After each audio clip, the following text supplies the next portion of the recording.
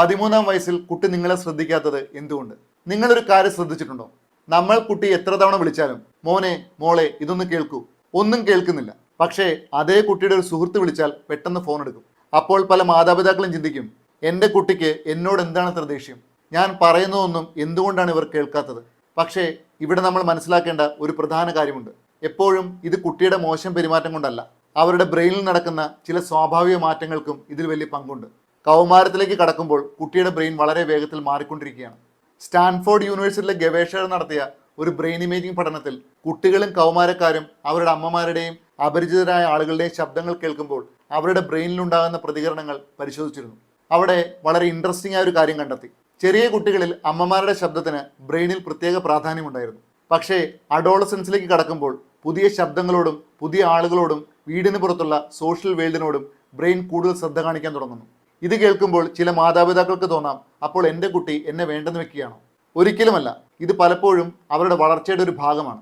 അവർ പതുക്കെ അമ്മയുടെയും അച്ഛൻ്റെയും കുട്ടി എന്നതിൽ നിന്നും സ്വന്തമായി തീരുമാനങ്ങൾ എടുക്കുന്ന ഒരു വ്യക്തിയായി മാറുകയാണ്.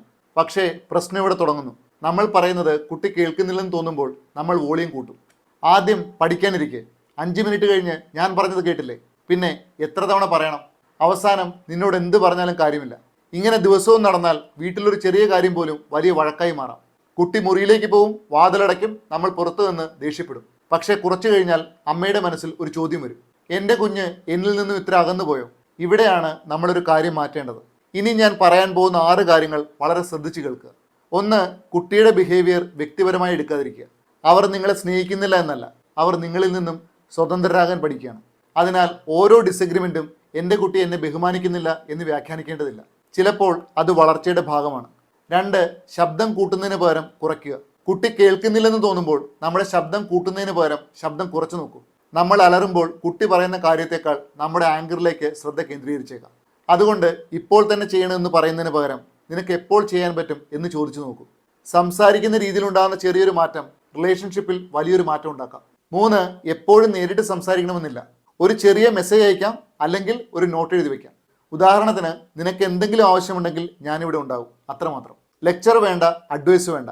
ചിലപ്പോൾ ഒരു ചെറിയ മെസ്സേജ് നമ്മൾ 10 മിനിറ്റ് പറഞ്ഞ കാര്യത്തേക്കാൾ കൂടുതൽ എഫക്റ്റ് ഉണ്ടാക്കും. ഇതുപോലുള്ള 3 പ്രാക്ടിക്കൽ പോയിന്റ്സ് കൂടി ബാക്കിയുണ്ട്. അതും ഏറ്റവും അവസാനം ഞാൻ പറയാൻ പോകുന്നൊരു കാര്യം നിങ്ങളെ ശരിക്കും ആശ്വസിപ്പിക്കും. അത് അടുത്ത ഭാഗത്തിൽ കാണാം. ഈ വീഡിയോ ഉപകാരപ്പെടുമെന്ന് തോന്നുന്നുണ്ടെങ്കിൽ ലൈക്ക് ചെയ്യൂ. പാർട്ട് 2 മിസ്സാകാതിരിക്കാൻ സബ്സ്ക്രൈബ് ചെയ്യൂ. എല്ലാവർക്കും ശുഭദിനം. Thank you so much.